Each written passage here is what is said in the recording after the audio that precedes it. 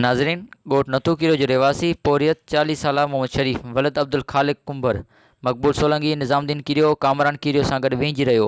Branch जे पुल ते चढ़ी branch में टुपो ॾिनो त अचानक पाणी में गुम थी वियो, जंहिंजी ॻोल्हा जे लाइ ॻोठाणा पंहिंजी मदद पाण तहत ॻोल्हा जारी।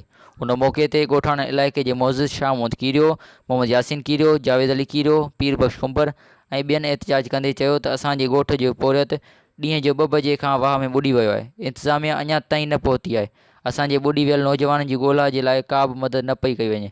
हुननि मुतालबो कंदे चयो त ज़िले इंतिज़ामिया टोबा घुराए असांजे नौजवान जी ॻोल्हा कई वञे।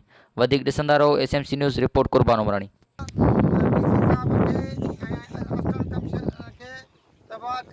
टोबा मोकिलिया वञनि ऐं मदद कई वञे।